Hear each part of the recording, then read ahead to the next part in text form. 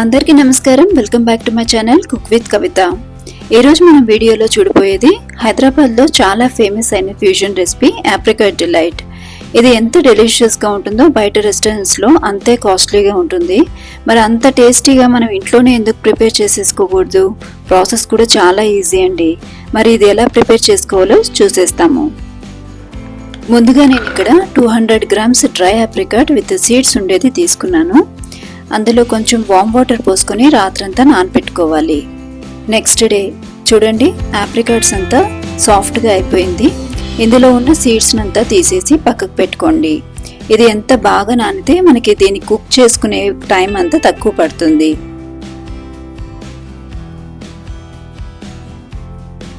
ఇప్పుడు ఒక పాన్ పెట్టుకుని ఆప్రికాట్స్ అందులో ఉన్న వాటర్ అంతా కూడా వేసుకుని ఒక 15 నిమిషాలు గరిటెతో తిప్పుకుంటూ కుక్ చేసుకోవాలి.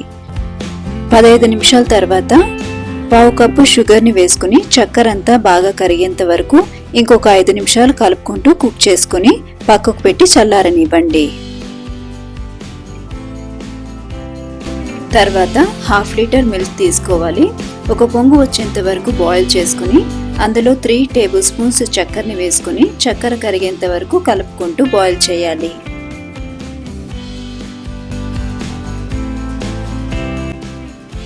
అందులో నుంచి కొంచెం పాలను తీసుకుని 3 టీ స్పూన్ కస్టర్డ్ పౌడర్ని వేసి బాగా ఉండలు కట్టకుండా మిక్స్ చేసుకోవాలి. చూసారా, చక్కగా మిక్స్ అయిపోయింది.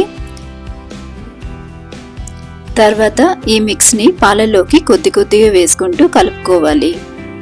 ఇప్పుడు ఈ కస్టర్డ్ మిల్క్ కొంచెం చిక్కపడేంత వరకు బాయిల్ చేయాలి. చల్లగా అయిన తర్వాత ఎలాగూ కొంచెం చిక్కపడుతుంది కాబట్టి నేను చూపిస్తున్న ఈ స్టేజ్లో దించేస్తే సరిపోతుంది.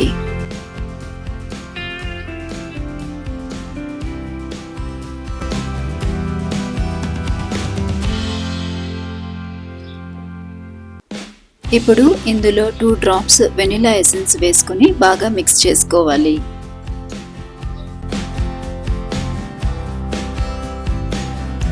మనం కుక్ చేసుకున్న ఆప్రికాట్స్ అంతా చల్లగా అయిపోయింది. ఇప్పుడు దీనంతా ఒక మిక్సీ జార్లో వేసుకుని సాఫ్ట్ ప్యూరీ చేసుకోవాలి.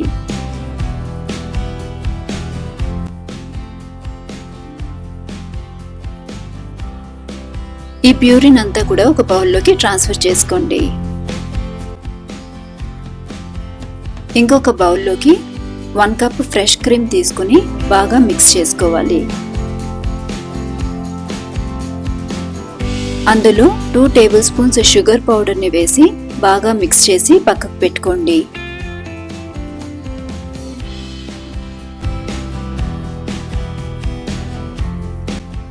ఇప్పుడు స్పాంజ్ కేక్ ఏ బేకరీస్లో అయినా ఉంటుంది. దీని బ్రౌన్ లేయర్ అంతా ఇలా చాకుతో తీసేయాలి. తర్వాత సన్న స్లైసెస్గా కట్ చేసి తీసుకోవాలి.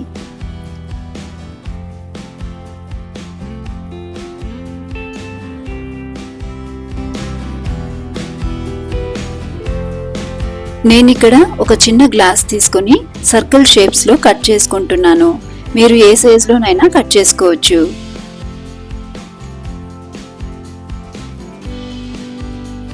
తర్వాత ఒక బౌల్లో ముందుగా ఆప్రికాట్ ప్యూరీని స్ప్రెడ్ చేసుకుని దానిపైన స్పాంజ్ కేక్ పెట్టుకొని కొంచెం వేళ్ళతో ఒత్తుకోండి. దాని తర్వాత క్రీమ్ని స్ప్రెడ్ చేసి దానిపైన కస్టర్డ్ మిల్క్ వేసుకోవాలి. ఇలా ఒకదాని తర్వాత ఒకటి ఎన్ని లేయర్స్ నైనా పెట్టుకోవచ్చు.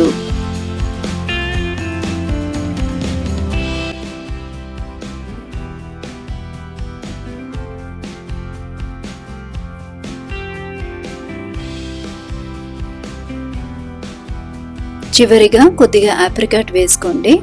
అంతే, ఎంతో టేస్టీగా మనం ఇంట్లోనే ఆప్రికాట్ డిలైట్ని ఈజీగా చేసేసుకోవచ్చు. చూసారా, ఎంత ఈజీగా మనం ఇంట్లోనే చేసేసుకోవచ్చు. మరి ఈ రెసిపీ కనుక మీకు నచ్చినట్లయితే ఒక లైక్ కొట్టి మీ ఫ్రెండ్స్కి రిలేటివ్స్కి షేర్ చేసుకొని మరిన్ని వెరైటీ రెసిపీస్ కోసము మన ఛానల్ని సబ్స్క్రైబ్ చేసి పెట్టుకోండి. ఈ రెసిపీ మీకు ఎలా అనిపించిందో తప్పకుండా నాతో కమెంట్స్లో షేర్ చేసుకోండి. ఇంకొక కొత్త రెసిపీతో మీ ముందుకు వస్తాను. Thank you for watching. నమస్కారం.